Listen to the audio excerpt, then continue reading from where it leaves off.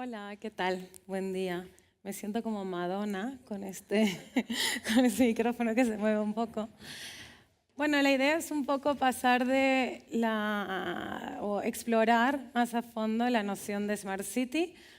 Originalmente, el modelo que yo llamo Smart City 1.0 era esta idea, ¿no?, de la ciudad aumentada con tecnología, que si uno iba a Google y ponía Smart City se encontraba con este tipo de imágenes donde hay de todo menos ciudadanos. Este tipo de imágenes, que son como arquetípicas de la Smart City, demuestran realmente cuál era el foco de este paradigma para las ciudades. El foco tenía que ver, obviamente, con que la ciudad podía ser mejorada a través de la implementación de grandes tecnologías, sobre todo tecnologías de sensores y actuación, que podían recolectar grandes cantidades de datos sobre todos los procesos urbanos y que estos datos podrían ser utilizados por empresas y por ayuntamientos para hacer los procesos de la ciudad más eficientes y hacer a la ciudad más sostenible. Esta era la idea. Obviamente han pasado más de 10 años de que hemos tenido este modelo y hemos aprendido mucho acerca de los desafíos y oportunidades vinculadas con esta forma de pensar la ciudad. En particular, una de las cosas que a mí me preocupa más, pero no soy la única, es que si todas estas tecnologías están embebidas en la ciudad, sin necesariamente tener en cuenta al ciudadano, pero para el fin de hacer los procesos más eficientes y tal, estos datos que se recaban tienden a quedar siempre en manos de los gobiernos o de las empresas. Y estos datos son bastante invasivos de la privacidad de las personas. Pero además estos datos podrían ser increíblemente útiles para fomentar nuevas formas de innovación. Ahora se dice mucho que los datos son el petróleo del siglo XXI, lo que nos lleva a pensar que si los datos son el petróleo, lo que dinamiza la economía, lo que tenemos que lograr como sociedad es que los datos estén en manos de las personas. Lo bueno es que para avanzar, de evolucionar el modelo del Smart City, han surgido toda una nueva ola de paradigmas de cómo utilizar las mismas tecnologías o los mismos procesos colaborativos y de uso de los recursos, pero poniendo el foco en el ciudadano y poniendo en foco en dinamizar nuevas formas de participación e innovación desde abajo. Un modelo es la Sharing City en Seúl, que se enfoca en la economía colaborativa. Otro modelo es bastante más radical, es la Co-City en Bolonia, donde los ciudadanos pueden colaborar con el ayuntamiento para mejorar la ciudad, para nutrir lo que ellos llaman un procomún urbano, es decir, toda esta serie de recursos que no son ni públicos ni privados, pertenecen a las comunidades que los gestionan. La historia detrás de Bolonia, ¿alguien la sabe? ¿Cómo nació este proyecto? Os lo voy a contar muy rápidamente porque es interesante, es clásico. Todos los programas de Smart City hablan de Citizen Engagement. Y normalmente luego se quejan los gobiernos de que hay muy poco engagement, que la gente no quiere participar. Y para mí aquí hay un caso muy interesante que sirve para entender cómo funciona el engagement en las ciudades. Había unas señoras que vivían frente a un parque, pero no podían usar el parque en Bolonia porque el parque no tenía bancos para sentarse. Entonces las señoras se pusieron de acuerdo. Normalmente los ciudadanos conseguimos las mejores cosas cuando nos ponemos de acuerdo. Y dijeron, ¿qué tal si donamos unos bancos y los ponemos en la plaza? Entonces, qué buena idea, vamos a llamar al ayuntamiento a que nos digan dónde podemos poner los bancos y tal. Y después de llamar durante meses y meses y meses, el ayuntamiento se dio cuenta de que hablaban mucho de Citizen Engagement, pero no había ninguna vía que permitiera que los ciudadanos realmente aportaran a la mejora de la ciudad. Es decir, típicamente los proyectos de Citizen Engagement o de Engagement Ciudadano tienen que ver con lo que el ayuntamiento quiere que la gente haga. En ese caso sí existe el método, pero cuando el ciudadano es el que quiere proponer una mejora, no hay vías. Otro modelo de ciudad inteligente más nuevo que pone foco en el ciudadano es el modelo de la Fab City, que es el modelo de los Fab Labs, que tiene que ver con relocalizar la producción a las ciudades a través de la microfactura personal y las nuevas tecnologías de fabricación digital. Barcelona es un poco el epicentro del Fab City, fue impulsado desde allí, pero ya hay más de 17 ciudades, incluidas París o Milano, que se han subido a la ola de convertirse Fab Cities, empoderando al ciudadano a producir desde datos hasta elementos y generar economías circulares para pasar de un modelo PITO, productos adentro, basura afuera, a un producto DIDO, datos adentro, datos afuera. Es decir, traemos datos de innovaciones abiertas, producimos de manera local, los mejoramos y exportamos los datos para que en París, en otros sitios, puedan replicar estas innovaciones, en vez de traer productos, consumirlos y generar basura. Todos estos modelos nuevos reconocen al ciudadano como un agente contributivo, con la capacidad de contribuir de manera autónoma y de manera creativa. Y además reconocen que contribuir es mucho más que pagar los impuestos solamente o bajarte una mobile app y decir dónde hay un hueco en la calle.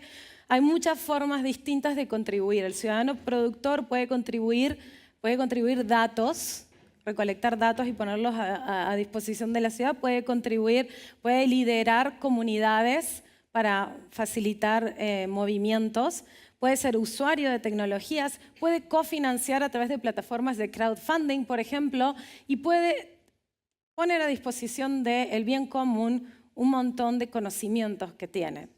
Imaginar la gente que se jubila y tiene un montón de conocimiento y lo puede poner a disposición. Lo que faltaba hasta hace un tiempo era un modelo que nos permitiera, entendiendo las tecnologías que tenemos y las posibilidades, de qué manera podíamos articular la participación ciudadana para que generara innovación para el bien común. Entonces, de esta manera poder plantear Smart Cities donde los datos y las tecnologías se ponen en manos de la ciudadanía y se incentiva a la ciudadanía a innovar para resolver los problemas urbanos. Lo que hicimos fue colaborar con la ciudad de Bristol, que nos recomendó trabajar con una serie de comunidades para poder proponer un nuevo enfoque a la Smart City, una nueva metodología. Esto es una historia larga, pero para contarla en 6 pasos, que es como hemos hecho este marco de trabajo. Lo que identificamos después de mucho tiempo de investigación es que no va a haber participación ciudadana en procesos de innovación urbana si no comenzamos con la identificación de problemáticas que la gente quiere resolver.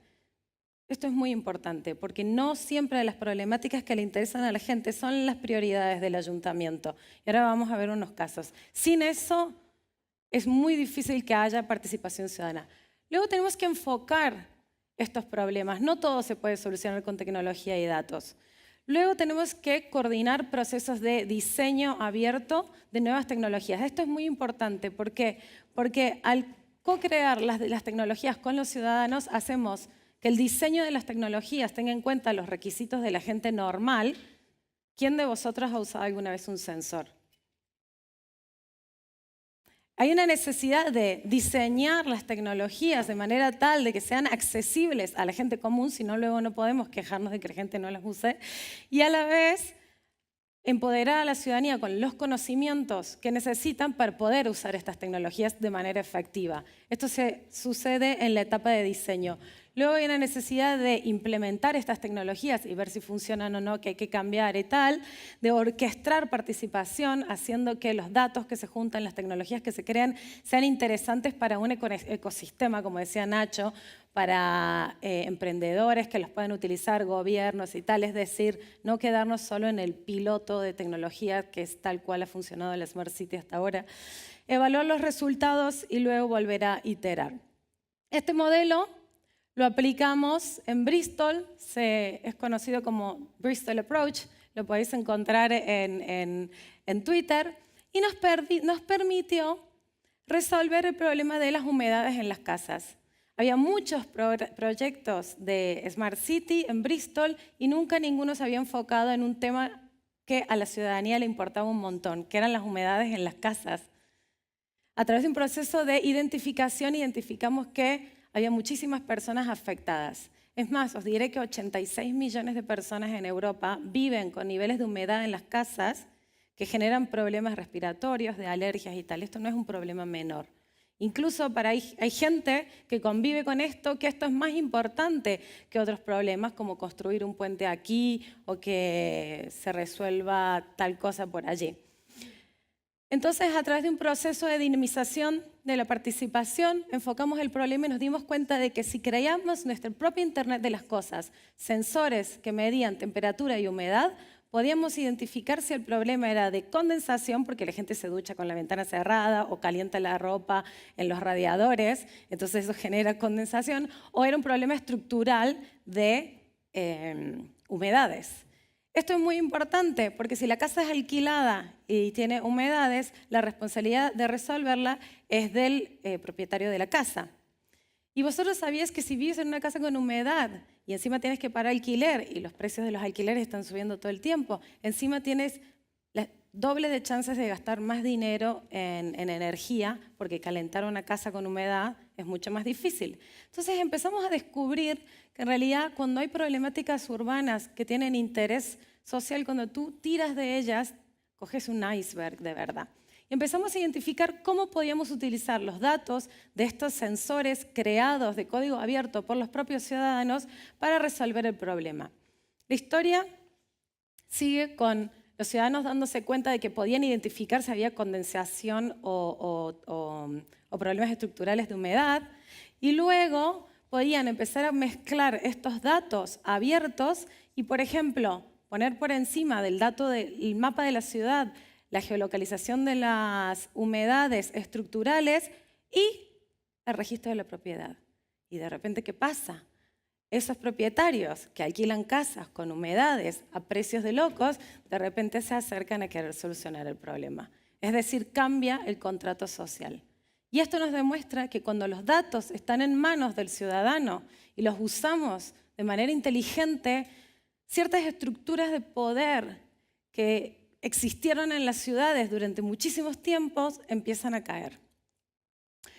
Obviamente eso no implica solamente la creación de tecnología, pero la diseminación de la tecnología, lograr que la gente entienda cómo utilizarla, cómo minar los datos, etcétera, cómo mezclar los datos. Aquí, por ejemplo, cuando mapeamos en un mapa de Bristol las casas que tenían humedad, nos dimos cuenta de que se concentran en este delta, o sea que hay una cuestión geográfica que potencia la problemática. Y curiosamente, cuando mezclas estos datos con los datos de los precios de la vivienda, ¿qué pasa?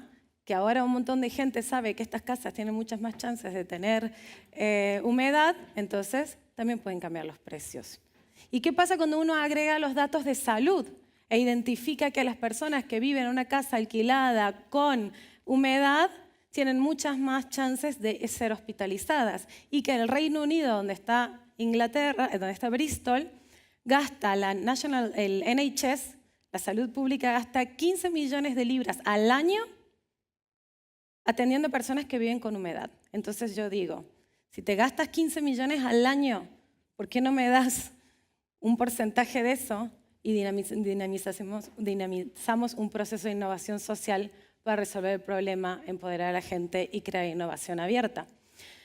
Este tipo de modelos no solo va enfocado a la resolución de problemáticas urbanas, sino lo que hemos visto es que genera oportunidades de negocio. Muchas asociaciones de casas se pusieron en contacto para comprar estos sapos. Una persona que estaba implicada en la creación de estos sapos sensores montó una empresa de geckos sensores porque eran de código abierto y se podían copiar perfectamente y hacer en su propio Fab Lab.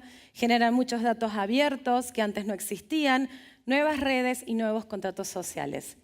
Este mismo modelo lo hemos aplicado ahora en Ámsterdam para resolver el problema de calidad del aire, en Pristina, Kosovo, para resolver el tema de las partículas en el aire, contaminación de aire. Y en Barcelona, donde no sé si nos habéis visto en la portada del País el otro día, estamos trabajando con un grupo de ciudadanos que está viviendo con una situación de polución, de contaminación acústica muy, muy fuerte en la Plaza del Sol, en Gracia, y hemos hecho una instalación de 25 sensores en las casas de los ciudadanos y hemos corroborado que los niveles de ruido en esa plaza son el doble de los 55 decibelios que recomienda la Unión Europea. De repente, hoy en día, ahora, los ciudadanos tienen una base de datos muchísimo más granular que la que tiene el propio ayuntamiento. Entonces, la semana pasada nos sentamos en la mesa de los grandes y nos pusimos a hablar de cómo resolver el tema. Aquí podéis ver a los ciudadanos de Barcelona trabajando con sus Smart Citizen Kits, cuyas también carcasas se pueden imprimir en un Fab Lab. Esto es un dispositivo de código abierto. Y nuestra última aventura es tratar de aplicar este mismo modelo que tira de las problemáticas que a la gente le importan y empodera a los ciudadanos poniendo los datos en sus manos para tener uno de los impactos que yo creo son los más potentes que podemos tener, que es potenciar la innovación radical en salud. Imaginaros un mundo donde nosotros, los ciudadanos, podemos tener acceso a nuestros datos de salud y decidir cómo y bajo qué condiciones, poniéndonos de acuerdo, los compartimos a gran escala con investigadores y con el sector público para tener la posibilidad de hacer estas investigaciones que hoy en día no se pueden hacer porque no existen los datos y poder curar enfermedades que hoy en día o no es negocio curar o a nadie le interesa investigar.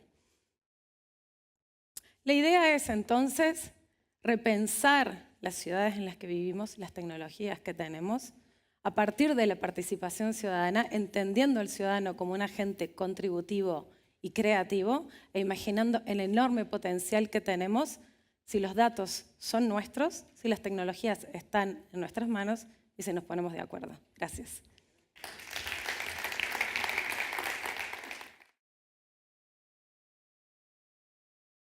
De la Smart City demuestran realmente cuál era el foco de este paradigma para las ciudades. El foco tenía que ver, obviamente, con que la ciudad podía ser mejorada a través de la implementación de grandes tecnologías, sobre todo tecnologías de sensores y actuación, que podían recolectar grandes cantidades de datos sobre todos los procesos urbanos.